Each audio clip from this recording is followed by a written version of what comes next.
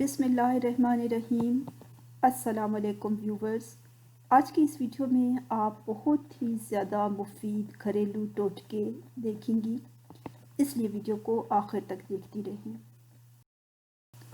سالن میں غلطی سے زیادہ نمک ڈل جائے تو پریشان نہ ہوں، اس میں صرف ایک چھلا ہوا آلو ڈال دیں، وہ تمام اضافی نمک جذب کر لے گا۔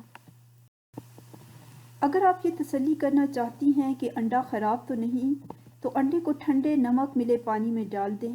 اگر وہ تیرنے لگے تو سمجھ جائیں کہ انڈا خراب ہے، اور اگر ڈوب جائے تو سمجھ لیں کہ انڈا ٹھیک ہے۔ سر درد کا بہتر علاج ایک لیمو لیں اور اسے کاٹیں، پھر اس کو اپنی پیشانی پر ملیں، سر درد ٹھیک ہو جائے گا۔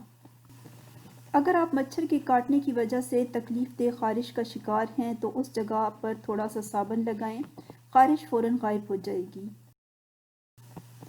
اگر آپ کے گھر میں چونٹیاں اور کاکروچ بہت زیادہ ہیں تو ان سے چھٹکارا حاصل کرنے کا آسان طریقہ یہ ہے کہ فرش پر چاک سے لکیر لگا دیں، پھر دیکھیں کیا ہوتا ہے۔ انڈے کو ابالنے سے پہلے اگر پانی میں تھوڑا سا نمک ملا لیں تو انڈے کا چھلکا پھٹتا نہیں۔ کھانے سے پہلے ہمیشہ تھوڑا سا نمک چکھنے کی عادت ڈالیں، اس سے انسان بہت سے امراض سے محفوظ رہتا ہے۔ اگر آپ کا لوہے کا فرنیچر زنگ آلود ہو گیا تو تارپین کے تیل کو کپڑے پر لگا کر اسے صاف کر لیں۔ لیدر کے فرنیچر پر سیاہی کے سخت دھبے لگ جائیں تو نیل پالش ریموور سے صاف کیے جا سکتے ہیں۔ اگر آپ کا چاندی کا زیور کالا ہو گیا ہے تو اس پر ٹوتھ پیسٹ لگا کر اچھی طرح ملیں۔ اگر لیمو کا زیادہ رس حاصل کرنا چاہتے ہیں تو اسے اوون میں ہلکا سا گرم کر لیں یا پھر گرم پانی میں کچھ دیر کے لیے رکھ دیں۔